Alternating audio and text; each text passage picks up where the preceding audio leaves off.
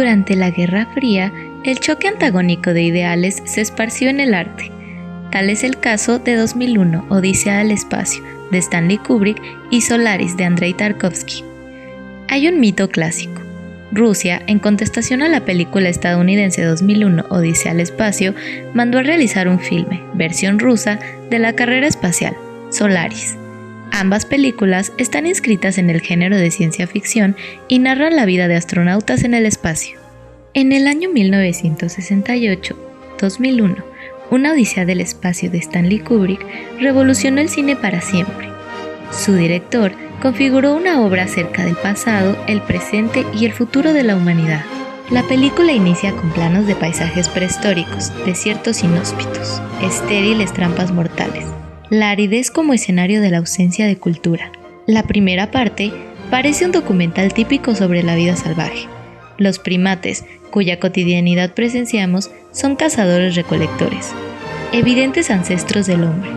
Por lo mismo, impera una primitiva forma de organización social y una constante lucha por el territorio y los recursos. La violencia y la guerra son los descubrimientos por los que la humanidad nace sin inocencia. El ser humano apenas se pone de pie y ya sabe que es capaz de asesinar a su prójimo. Una especie que emerge con el pecado original escrito en su sangre. De pronto, una fuerza desconocida irrumpe. El icónico monolito detona o acelera el proceso civilizatorio. La humanidad, entonces, no es fruto de su propio desarrollo, sino de un proceso inducido y artificial, una suerte de origen mítico, de naturaleza posreligiosa y pseudocientífica al mismo tiempo. Uno de los momentos más recordados de la película es también de los más impresionantes y estéticos de la historia del cine. Tras el prólogo inicial de los albores de la civilización, de forma abrupta hay una elipsis de miles de años. Presenciamos el desarrollo espacial como un ideal sublime, como un vals espacial con Richard Strauss de fondo. La película se desarrolla en un mundo posterior a la Guerra Fría, en el que la tensión política está ausente.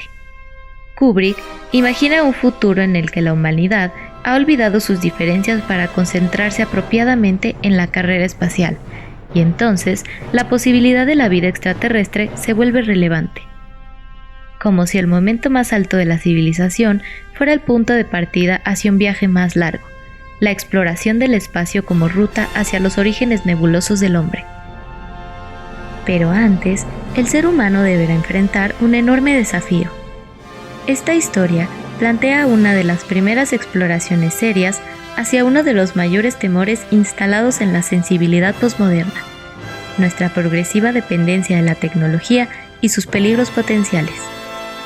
En el marco de una situación límite, como estar a merced del espacio exterior, el filme explora el terror hacia la otredad artificial.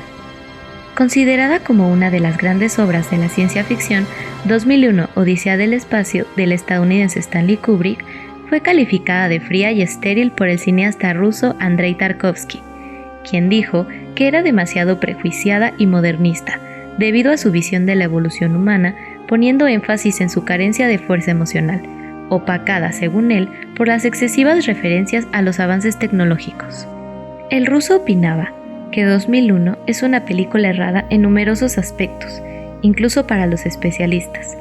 Para lograr una verdadera obra de arte, se debe eliminar la falsedad. Según Tarkovsky, nada puede explicarse científicamente, y el hombre debe evolucionar, en primer lugar, mediante su dominio de las fuerzas que le rodean.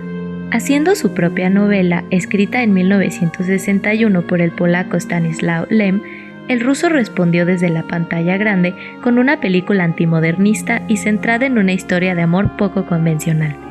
Solaris no es una simple película de ciencia ficción, y probablemente se estén preguntando, ¿qué hizo que la estricta y ultrarrepresiva Unión Soviética dejara de lado el realismo socialista que había estado dominando la conversación en la literatura rusa del siglo XX? La respuesta no es muy complicada. En la Unión Soviética, desde 1956 se vivía un periodo de renovación. A los escritores se les fue permitido hablar un poco más sobre la vida cotidiana y explorar más temas personales sin tanta presión del Estado.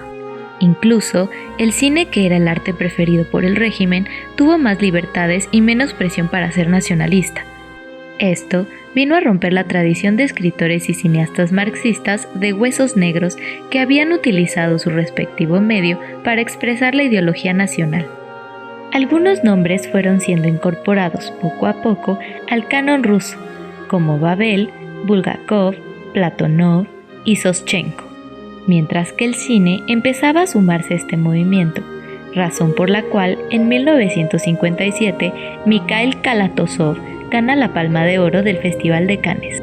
Este momento fue conocido como el Tao, desenfriamiento, después de la novela de 1954 de Ilya Ehrenburg. Aquí vemos representado este cambio de preocupaciones de los artistas. A pesar de ser una película de ciencia ficción, la narrativa se lleva a cabo en la claustrofóbica estación espacial, porque lo importante no es el viaje al espacio, sino qué significan los visitantes para los personajes.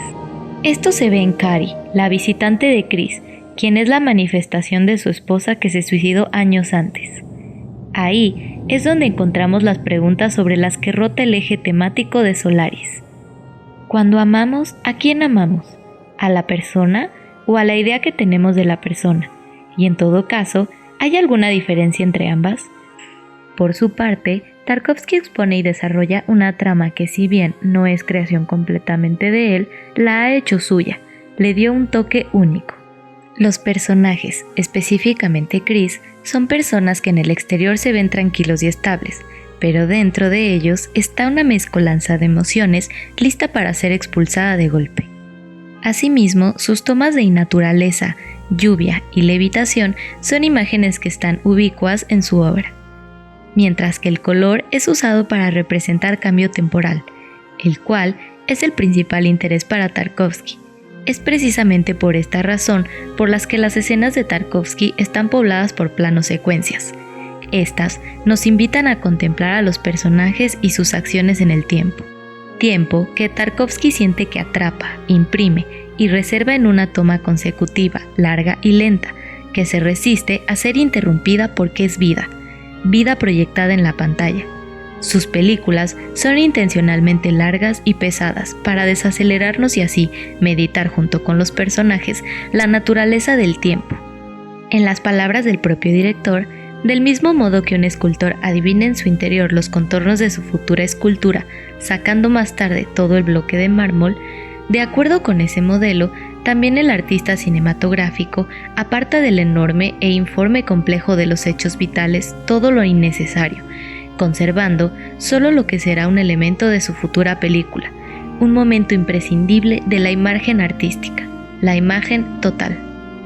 A veces llamada la respuesta a 2001, una odisea del espacio de Kubrick, Solaris se ha llegado a establecer como una de las grandes películas de ciencia ficción, a pesar de que Tarkovsky estuviera en contra de las restricciones de ese género. Solaris no es una película sobre la expansión de los horizontes de la humanidad, al contrario, busca ser una exploración de lo interior, de las emociones humanas, de aquello que es inexplicable. Al llegar a la estación espacial, Chris encuentra que los científicos, que deberían ser los más racionales, son los más desbalanceados mentalmente. Al recibir a sus visitantes, Snout y especialmente Sartorius quedan completamente perturbados al no poder encontrar una explicación a estos acontecimientos, mientras que Chris, al recibir la llegada de su visitante por segunda vez, la acepta.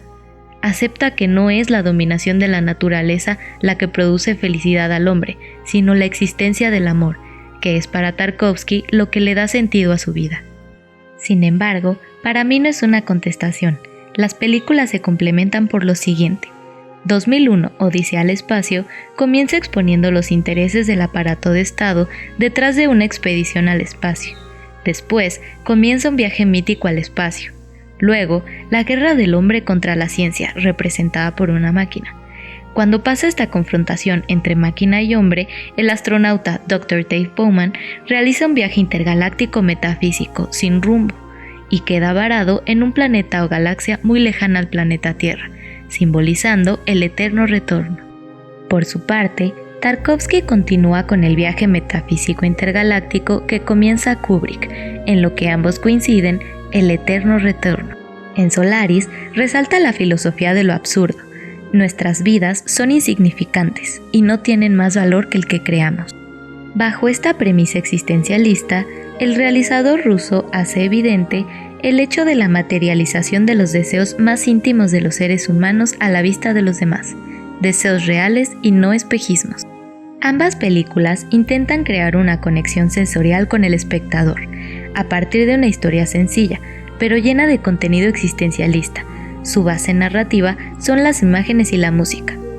Subrayan de esta manera el poder evocativo de la imagen reforzada por el poder dramático de la música. Mientras Kubrick opta por una música clásica que hace danzar a sus naves espaciales y nos introduce en un viaje estilístico completamente placentero para nuestros sentidos, Tarkovsky opta por la imagen poética, llena de significados ocultos, con música electrónica que altera nuestros sentidos, contrastando con encuadres contemplativos.